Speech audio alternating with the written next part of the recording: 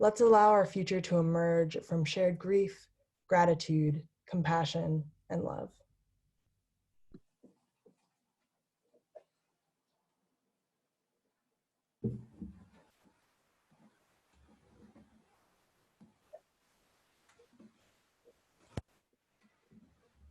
On the first Wednesday of March, I was out to dinner at a local restaurant with a friend, slurping oysters and sipping a drink.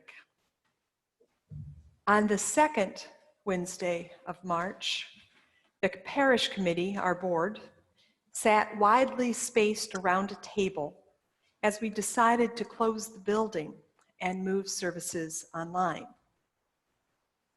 On the third Wednesday of March, the lay ministers and I hosted the first of what may become many online midweek check-ins. And then on the fourth Wednesday of March, I began making arrangements for an online memorial service. An event I hope will be rare, but fear may not be. This is not the timeline I anticipated for March 2020. I suspect we all have similar stories of altered timelines for our lives. For some of us, the arrival of the coronavirus pandemic amplified our responsibilities. Teachers are learning how to conduct class online. Working parents are navigating between homeschooling kids and perhaps continuing their own work life online. For others of us, the sudden cancellations have left the days at home feeling long and even somewhat empty. While some choose to slow down in the newfound space, others tackle dormant projects or dive into new ones like sewing face masks. What is true for all of us is that the pandemic has ruptured our expected timelines for our days, weeks, and months to come.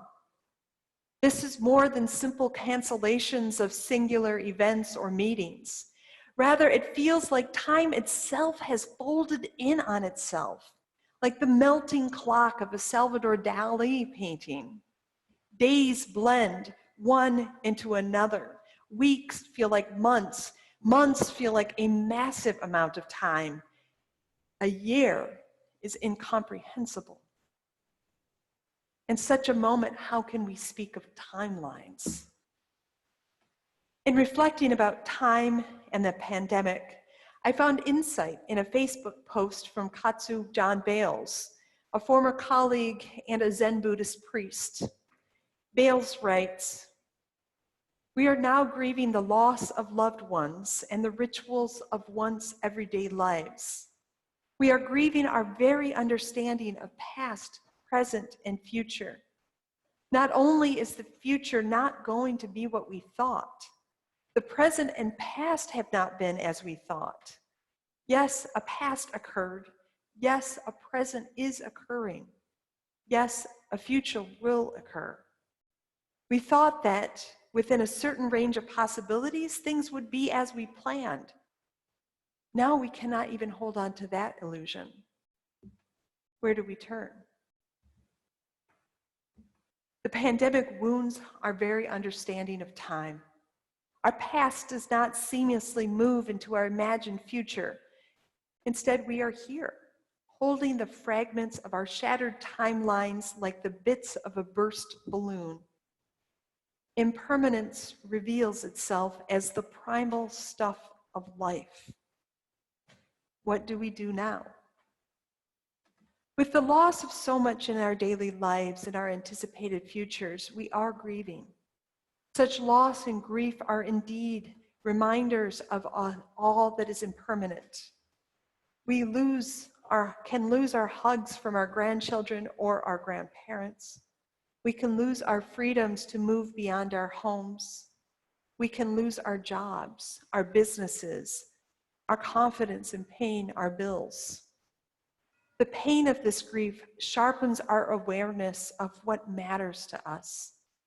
In registering loss, grief reveals that we are grateful, the things of which we are grateful to have in our lives.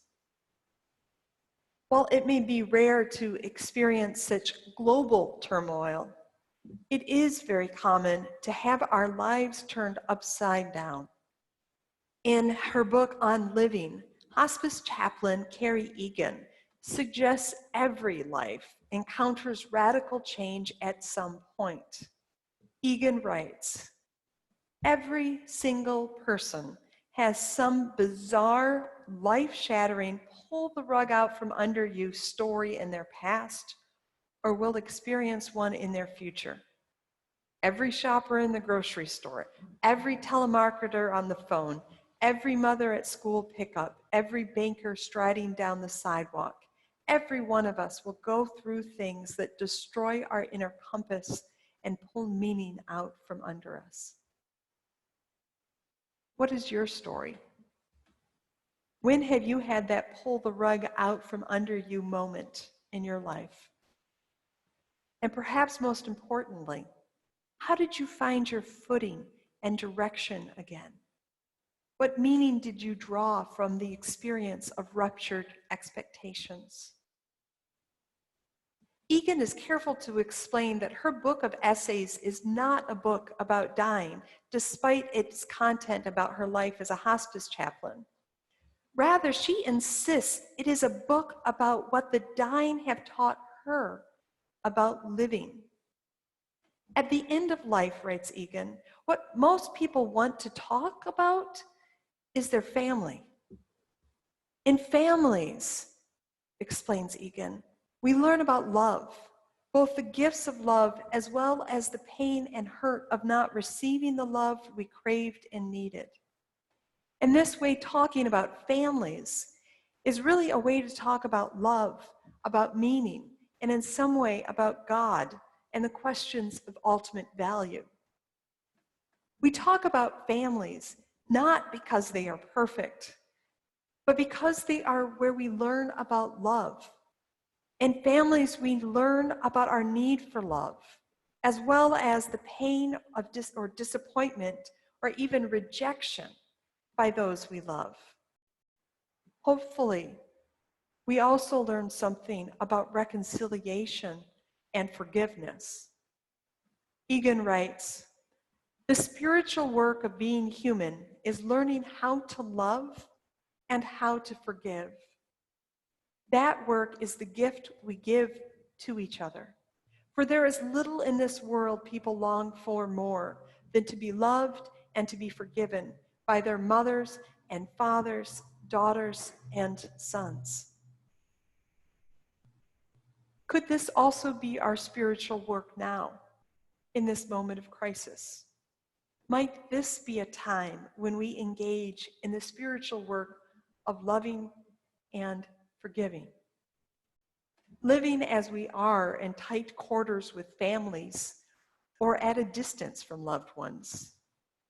What are we noticing about our relationships in our lives?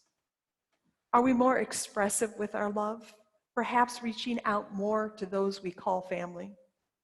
Are we missing those we have lost or those from whom we are estranged?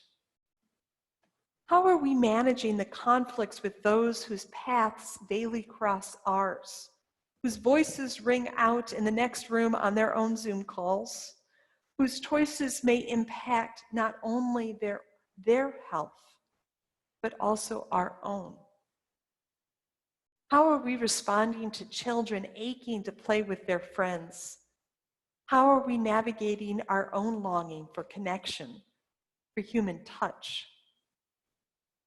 Amidst all the technical questions of whether or not to wash produce, how to log on to Zoom, etc., I suspect that our lives are also vibrating with these spiritual questions of what it means to love in a time of the coronavirus. Yes, it's a weak allusion to the Love in a Time of Cholera, which I've not read. Could it be that one of the most important long-term impacts of this crisis will be the lessons of love we take from living closely with or apart from our families? I want to acknowledge that family can mean different things to different people. For many, family is not limited to those to whom we are genetically related and or with whom we grew up. Family can mean those we choose to rely upon and those we care for. Family can be simple. Family can be complicated. Whatever your understanding of family, Egan suggests that for many, talking about family is central to making meaning in our lives. Along these lines, I want to pause and say that it matters more than I can say that my parents have been joining us online these last few weeks, at least until it's time for them to log into their church in Michigan. In a similar vein, I was moved when one of you shared in the midweek check-in that you wish your parents were here. That made so much sense. The love of a family can be a source of meaning in a time of upheaval. And yet, I know others are struggling painfully in their family life right now. Long simmering tensions between couples may be boiling over amidst added stresses. Even the most patient parent may be finding their capacity stretched thin by the unrelenting togetherness. Added to these interpersonal conflicts is a current of existential fear for one's own health and the health of those you love, perhaps even those who are causing you stress. What we are living through is about more than technology, work patterns, and how we shop for groceries.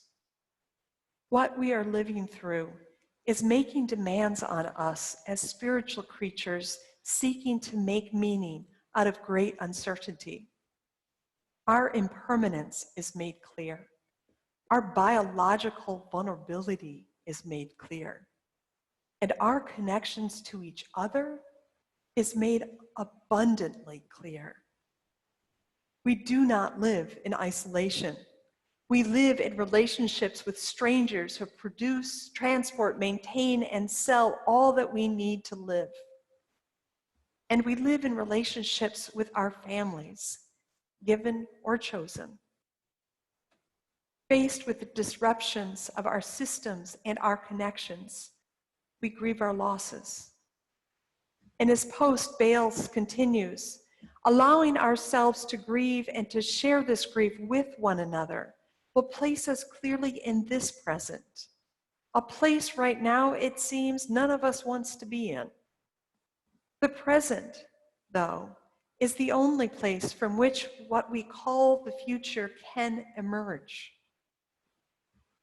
We cannot change the past that led us here, nor do we know the path forward to the future. Though we may not wish to be here, this present is our present.